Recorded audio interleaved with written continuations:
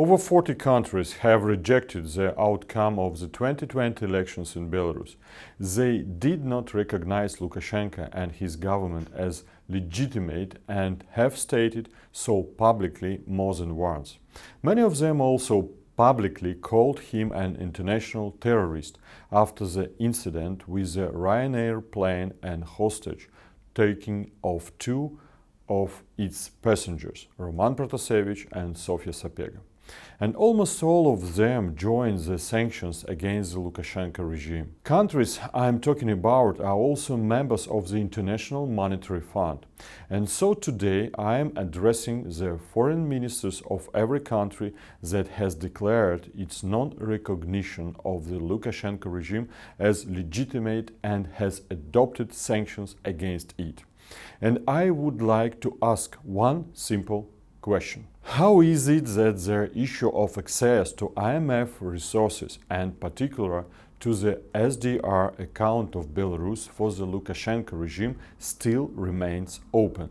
How can the officially unrecognized at the political level Lukashenko's government claim to receive $1 billion from the International Monetary Fund? $1 billion which, in spite of the lofty goals of the IMF, will not be used for overcoming the consequences of the COVID and the maintenance of the Belarusian economy.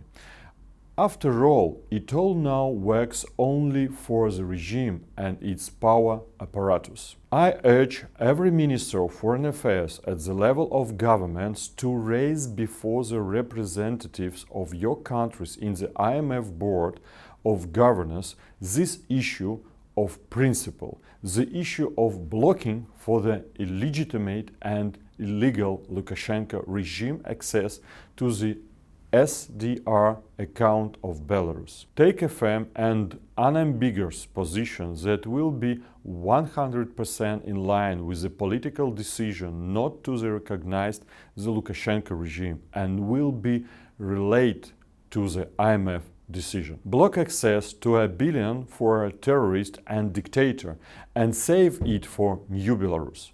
That's what the Belarusians whose struggle for freedom you support are waiting for today. Together with this appeal, we have sent you letters in which we set forth our position in detail and sincerely hope for your solidarity.